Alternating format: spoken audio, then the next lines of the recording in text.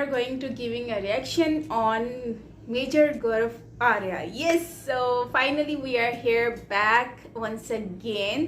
कैसे हो दोस्तों? I hope you are doing great और मैं भी बिल्कुल ठीक हूँ. सो आज मैं भी थोड़ा सा रेडी शेडी होकर आई हूँ. मैंने सोचा यार चलो आज थोड़ा सा रेडी होकर आया जाए, लेकिन मेकअप फिर भी नहीं किया. आप लोगों को पता नहीं क्यों लगता है कि मैंने मेकअप किया हुआ है. एनीवेज ये तो हो गया थोड़ा सा तफरी वाली बातें. तो करते हैं वीडियो को स्टार्ट.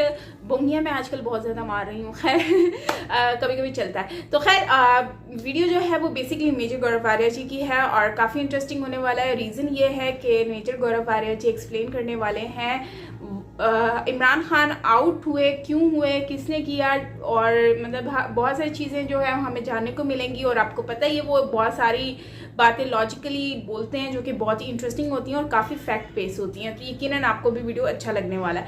तो वीडियो को स्टार्ट करते हैं. वीडियो अच्छा लगे लाइक कीजिएगा, शेयर कीजिएगा, एंड सब्सक्राइब नहीं किया तो सब्सक्राइब भी कीजिएगा. एंड ऑल्सो मेरा व्लॉग वॉच करना मत भूलिएगा. लिंक आपको नीचे कॉमेंट सेक्शन में पिन मिल जाएगा. सो करें वीडियो को start. So let's start. The Chanakya dialogues Hindi के एक नए ताजे एपिसोड में आपका बहुत बहुत स्वागत है. हमारे चैनल को सब्सक्राइब करिए, इस वीडियो को लाइक करिए, फॉरवर्ड करिए, शेयर करिए और हमारा प्रोत्साहन बढ़ाइए. दोस्तों, इसके पहले कि मैं एपिसोड शुरू करूं, मेरा नमन उन शहीदों के लिए जिन्हें आज 1931 में अंग्रेजों ने फांसी दे दी. आज शहीद दिवस है. शहीद भगत सिंह, शहीद सुखदेव, शहीद राजगुरु ने जो लड़ाई लड़ी थी अंग्रेजी साम्राज्य के खिलाफ, जो क्रांतिकारी लड़ाई लड़ी थी, उसके लिए 1931 में आज ही के दिन उनको अंग्रेजों ने फांसी दे दी और वो अमर हो गए. दोस्तों, ये हमारे हीरोज हैं, ये हमारे नायक हैं जिनको शायद भारत भूल गया है काफी हद तक. एक नाम के तौर पे हम लोग ज़रूर एक शहीद दिवस मनाते हैं, कुछ ट्वीट्स हो जाते हैं, कुछ फेसबुक पे लोग बातें लिख देते हैं, कुछ पॉलिटिशियंस कुछ बात कह देते हैं. लेकिन मुझे ऐसा लगता है कि जब तक हम, चाहे शहीद भगत सिंह हो, चाहे शहीद सुखदेव हों, शहीद राजगुरु हों, जब तक उनको दिल में नहीं बसाएंगे और जो उन्होंने कहा था, जो उन्होंने करा था, उसको अपने दिलों में नहीं बसाएंगे, we will forget a very large part of our histories. फिर क्योंकि हम लोगों ने उनको अपने जीवन से निकाल दिया. ये बात सच है, आपको कड़वी लगती होगी लेकिन ये बात सच है, क्योंकि हम लोगों ने उनको, उन शहीदों को अपनी जिंदगी से निकाल दिया. इसलिए हमारी किताबों में फेक हीरोज हमें पढ़ाए जाते हैं. ये गलती उनकी नहीं है जिन्होंने फेक हीरोज आपके ऊपर मसल्लत करे हैं. ये गलती आपकी है, गलती मेरी है, ये गलती हम सब की है. हम भूले हैं भगत सिंह को, हम भूले हैं सुखदेव को, हम भूले हैं राजगुरु को. और वैक्यूम में कोई ना कोई तो आता है. आपने स्कूल में पढ़ा होगा ना, रिक्त स्थान की पूर्ति कीजिए. आपने रिक्त स्थान छोड़ दिया, मैंने रिक्त स्थान छोड़ दिया, तो किसी और ने बड़ी चालाकी से उसकी पूर्ति कर दी. तो आज के दिन कम से कम हम याद करें उन वीर शहीदों को, और मेरा शत शत नमन. दोस्तों, इसके पहले मैं एपिसोड शुरू करूं, काफी लोगों ने बोला कि साहब, मेजर साहब, आप 1 महीने के लिए कहाँ गायब थे? गायब नहीं था. पिताजी की तबीयत काफ़ी ख़राब चल रही है पिछले 1 महीने से. 23 फरवरी, आज 23 मार्च है, 23 फरवरी से पिताजी की तबीयत क्रिटिकल है, बहुत ज़्यादा ख़राब है. तो उनकी खिदमत में, उनकी देखभाल में लगा हुआ हूँ. वीडियो इसलिए बना रहा हूँ क्योंकि बहुत लोगों के फ़ोन आ रहे थे, बहुत लोगों के मैसेजेस आ रहे थे कि नहीं, आप थोड़ा इस पर ध्यान दीजिए. माँ ने भी बोला कि नहीं बेटा, काम पे तो तुम्हें थोड़ा बहुत ध्यान देना चाहिए. तो इसलिए मैं वापस अपने काम को लेकर मैं दोबारा शुरू कर दिया. मैंने ये बनाना. सिलसिला उतना तेज़ नहीं रहेगा, लेकिन मैं पूरी कोशिश करूँगा. तो दोस्तों, आज का जो एपिसोड है उसमें मैं आपको कुछ चीज़ें बताऊँगा. देखिए, यूक्रेन का वॉर जो चल रहा है वो तो चल रहा है, आपको पता है. हम लोगों की आदत है, कोई भी एक चीज़ होती है तो 2 गुट बन जाते हैं भारत में, फॉर और अगेंस्ट. अब यूक्रेन को वॉर को ही ले लीजिए. यूक्रेन का जो पूरा जंग हुई, लड़ाई हुई, इंडिया का जो ऑफिशियल स्टांस है कि भाई वी आर न्यूट्रल और लड़ाई बंद होनी चाहिए, पहले लोगों की जानें बचाओ, फिर बाद में हिसाब किताब बाद में करेंगे. ये इंडिया का ऑफिशियल स्टांस है. कई लोग हैं जो सोशल मीडिया में कह रहे हैं वी स्टैंड विद यूक्रेन. कई लोग हैं जो कह रहे हैं वी स्टैंड विद रशिया. देखिए, ना रशिया को ना यूक्रेन को आप और मैं कहाँ स्टैंड करते हैं उनको 2 रुपये का फर्क नहीं पड़ता. Let's live in real time. जिसको अंग्रेजी में कहते हैं ना let's live in real time, थोड़ा सा ना एक असलियत की दुनिया में। I support Ukraine, does not care if you support Ukraine, Russia does not care if you support Russia, है ना। जो रशिया ने करा वो गलत है। जो अमेरिका ने करा था इराक में, अफगानिस्तान में, जब चाइना लाइन ऑफ कंट्रोल पे आंखें दिखा रहा था, जब अमेरिका ने, मैं इसके ऊपर दोबारा आऊंगा, जब अमेरिका चुप था तो वो भी गलत था।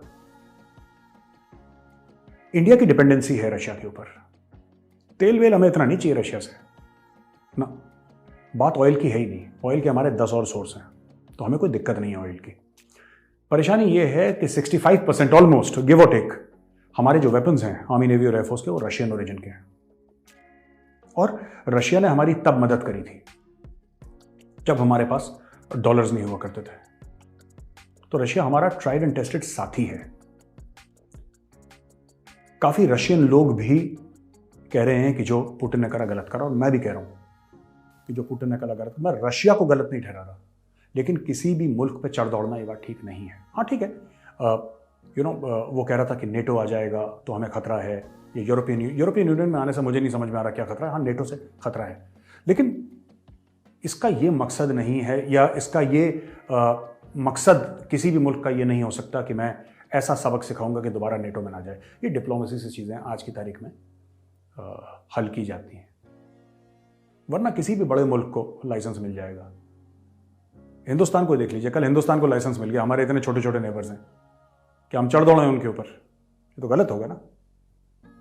कल हम बोलेंगे नहीं हम श्रीलंका के ऊपर चढ़ दौड़ रहे हैं क्योंकि उनकी फौज तो कुछ है ही नहीं, इंडियन आर्मी पहुंच गई, नेवी पहुंच गई, एयरफोर्स पहुंच गई, ये गलत है, दिस इज एथिकली रॉन्ग।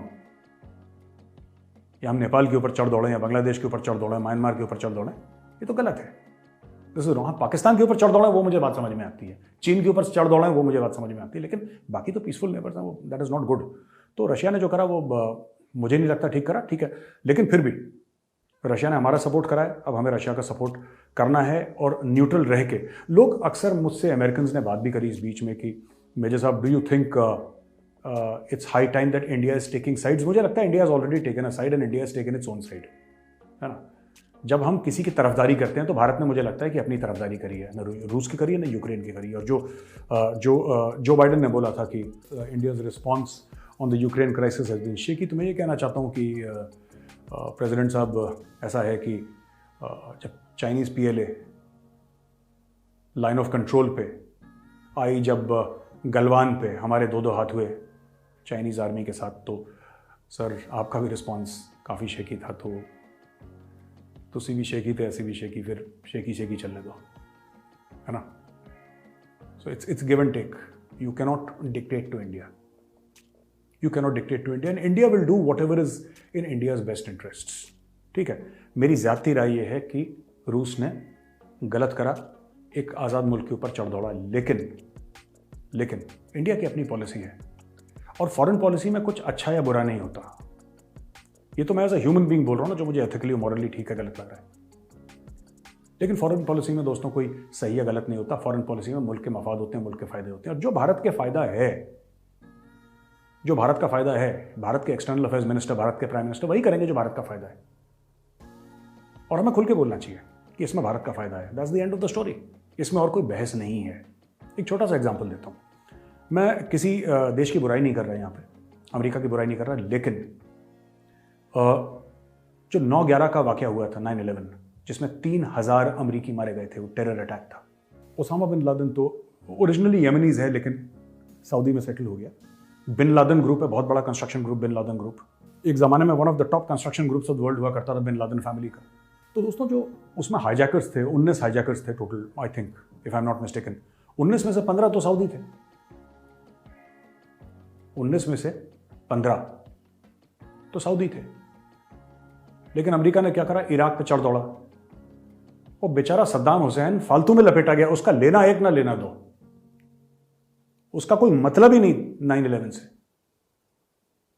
पूरे इराक को लपेट दिया, हजारों लोग मारे गए, अमेरिकन फौजी मारे गए, अमेरिकन कुछ सिविलियंस मारे गए, पूरे इराकी डिस्प्लेस हो गए, वहां पे पूरा मुल्क तबाह हो गया।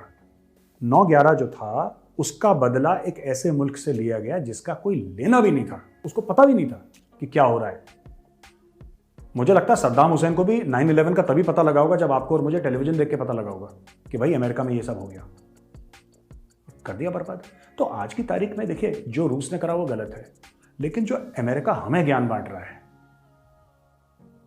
कि ना ये भारत शेकी रिस्पॉन्स, क्या सर ये सब हमें पट्टी मत पढ़ाओ। We don't take loans from you, we are not dependent upon you, I think we are interdependent. आपको हमारी जरूरत है, हमें आपकी जरूरत है, and we would like this to be a relationship of mutual respect. तो let's not talk down on India, it will not be. India का आम आदमी, मोदी जी एक्सेप्ट नहीं करेंगे, आम आदमी एक्सेप्ट नहीं करेगा, तो फिर ये जीरो सम गेम हो जाएगा बाद में। खैर, अब दोस्तों हम आते हैं पाकिस्तान पे। पाकिस्तान में बड़ी उथल पुथल हो रही है।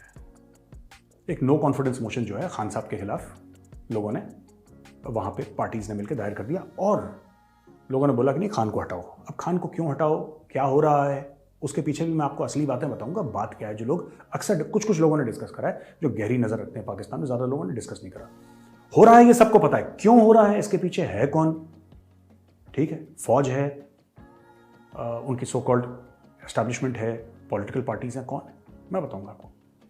तो खान ने बोल दिया साहब, जो छोड़ के गए थे पीटीआई और जो ऑपोजिशन के साथ मिलकर बैठ गए। ऑपोजिशन में देखिए कुछ हैं कई पार्टीज, लेकिन there are 3 people who are spearheading the opposition in Pakistan. आपके भुट्टोज हैं पाकिस्तान पीपल पार्टी के, Bilawal is the face, Asif Zardari साहब बिहाइंड द सीन्स ज़्यादा काम करते हैं, and the most polished politician in Pakistan.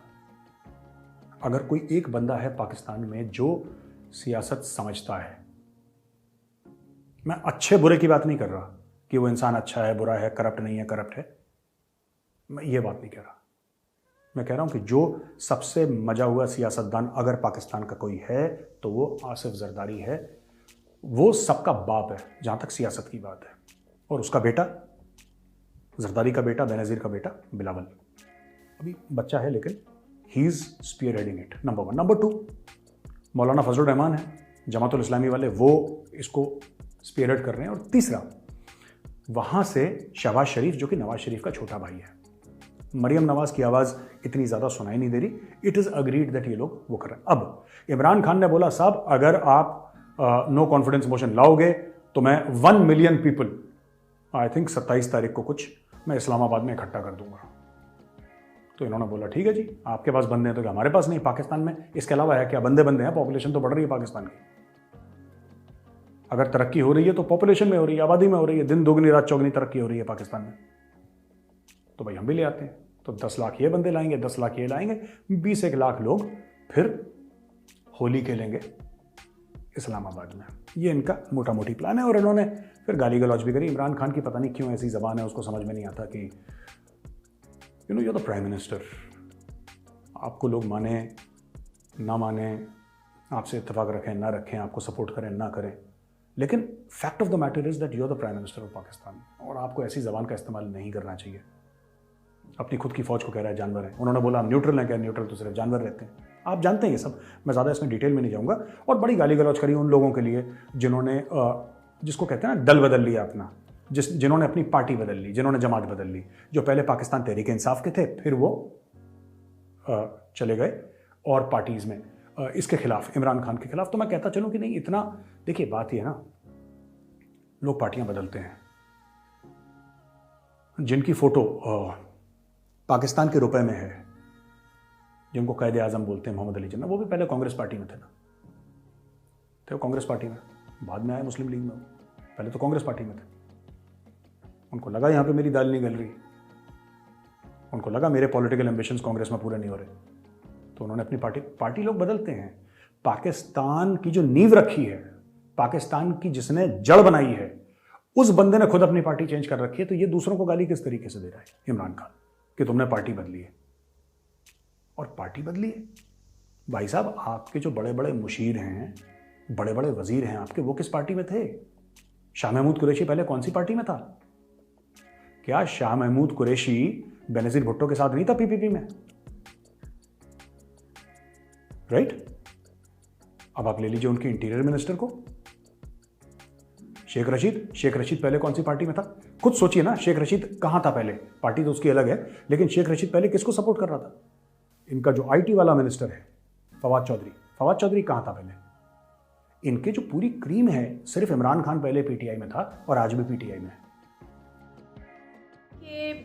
जो है वो इन्होंने इस वीडियो में काफ़ी चीज़ें एक्सप्लेन की हैं, जैसे कि आपको यहाँ पर बहुत सारी चीज़ों के बारे में एक्सप्लेन कर दिया गया है, जैसे रशिया एंड यूक्रेन की जो वॉर चल रही है उसके अकॉर्डिंगली हर चीज़ को एक्सप्लेन किया है बहुत ही प्रॉपर तरीके से, और मैं उनकी हर बात को एग्री करती हूँ। टू बी ऑनेस्टली उन्होंने बहुत ही प्रॉपर तरीके से और एक बहुत ही अच्छे तरीके से एक्सप्लेन किया है, वेल मैनर्स के साथ। एंड ऑल्सो यहाँ पर पाकिस्तान की गवर्नमेंट के ऊपर भी बात की गई है कि पाकिस्तान और यूके, मतलब जो यूएस जो है, उन्होंने अमेरिका ने क्या किया था और एब्सोल्युटली नॉट वाला जो टॉपिक था उसको भी हाईलाइट किया गया है। तो खैर यहाँ पर हम पहले बात करते हैं यूक्रेन की। तो जाहिर सी बात है कि यूक्रेन और रशिया एक टाइम हुआ करता था जब वे एक ही कंट्री हुआ करते थे, जैसा कि पाकिस्तान और इंडिया एक ही कंट्री हुआ करते थे, एक टाइम ऐसा भी था। तो अब बात आ जाती है कि रशिया एक स्ट्रॉन्ग कंट्री है और एज़ कम्पेयर टू यूक्रेन, क्योंकि यूक्रेन एक छोटी सी कंट्री है और जबकि रशिया जो है एक बहुत बड़ा मतलब कंट्री हम कह सकते हैं, एशिया में काफ़ी बड़ी कंट्री है, माइट बी नंबर 1 पे और सेकंड पे होगी, क्योंकि एशिया में ज़्यादातर 2 कंट्रियाँ बहुत बड़ी हैं। एक है जो है वो चाइना, और रशिया जो है वो काफ़ी बड़ी कंट्री है, एंड इंडिया ऑल्सो। लेकिन सबसे बड़ी अगर बात करें तो मेरे ख्याल से रशिया ही फर्स्ट नंबर पर आता है। तो खैर कमेंट में बताना अगर मैं गलत बोल रही हूँ, तो कभी कभी गलत हो भी जाता है। एनीवेज बात हम कर रहे थे रशिया की। तो रशिया बहुत स्ट्रॉन्ग कंट्री है, लेकिन रशिया ने अपना जो सिस्टम बनाया और एक बहुत ही डिमांड थी, क्योंकि वो एक अपना उन्होंने एक इमेज बनाई हुई थी। लेकिन उसके बाद अब रशिया ने यूक्रेन के ऊपर सिर्फ इस वजह पर वॉर करना स्टार्ट कर दिया, उनके लोगों को, आम लोगों को मारना शुरू कर दिया। कितने लोगों ने इवैक्यूएशन करना स्टार्ट कर दिया यूक्रेन और रशिया से। मतलब इंडिया में कितने लोग आए, आपको भी आइडिया होगा कि इंडिया में कितने स्टूडेंट्स यहाँ पर आए और वैकेशन करवाया इंडियन गवर्नमेंट ने कितनी कम टाइम में।